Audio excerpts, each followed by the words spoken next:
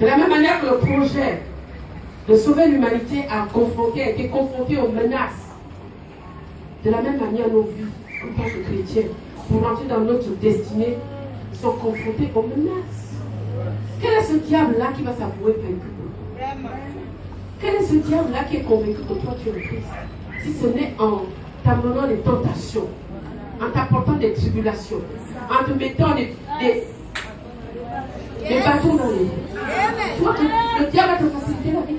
Quelqu'un à qui tu as appartenu depuis que tu es né, qui a formé ses plans sur toi, qui a conduit tes pas, qui a animé tes sentiments, qui a fait que le fruit de tes pensées, qui t'a conçu, qui t'a donné la conception que tu as de la vie, de comment tu vois les autres.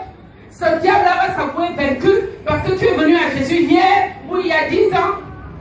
Il va continuer à travailler dans tes pensées, dans ton être, de manière à vouloir perturber le projet de Dieu dans ta vie. C'est à toi de savoir à qui tu appartiens. Amen. Et à toi de prendre conscience des armes que Christ a libérées pour toi, a disposées pour toi. Donc Jacques 4, verset 7, il a dit quoi? Résister au diable. Il fera quoi? Donc il faut manifester la résistance. La résistance, c'est pas dans le combat spirituel que Dieu a nous réunir. Satan, je te chasse. Au nom de Jésus, Satan, je te livre. Tu l'as tellement lié depuis que tu es chrétien que vraiment, il est toujours debout. Mais pose-toi une question, pourquoi tu n'arrives pas à le lier pour toujours? Parce que Jésus t'a dit, résiste. Et si on te dit résiste, c'est qu'il y a la force, il y a la solution dans la fermeté. Alléluia. Amen. Il y a toutes ces armes que tu dois déployer. Tu as la parole qui est l'épée. Et tu as ta vie que tu dois mener comme un soldat.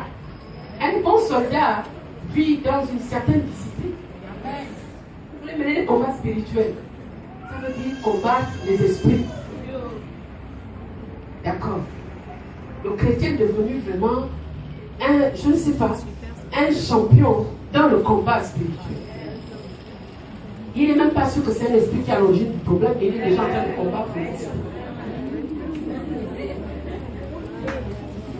Une situation arrive, il est maintenant dans le jeu pour aller combattre les esprits. Cette doctrine est bien vue. L'apôtre Paul a dit que nous serons comme ennemis des esprits méchants dans les lieux célestes. En cela, il nous a donné des armes.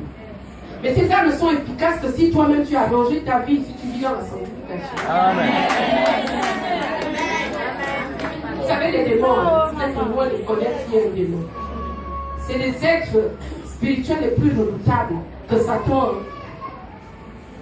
que Dieu a libéré sur la terre quand ils ont été déchus, les anges déchus.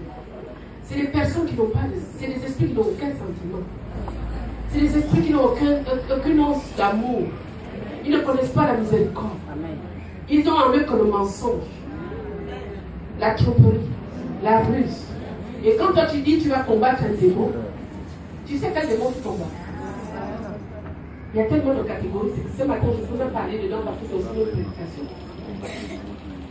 Donc si tu veux t'armer et tu dis tu vas combattre un démon. Démon de sorcellerie là, je te dis. Tu sais que la sorcellerie c'est quoi? Il y a grade et grade dans le camp du diable. Ils sont gradés. Tu as les démoniaques, tu as les autorités, tu as les dignités, ainsi de suite. Chacun joue un rôle bien précis dans la vie chrétienne. Ils n'ont pas été envoyés contre les animaux, mais contre ceux-là qui doivent éviter du salut. Donc quand ils sont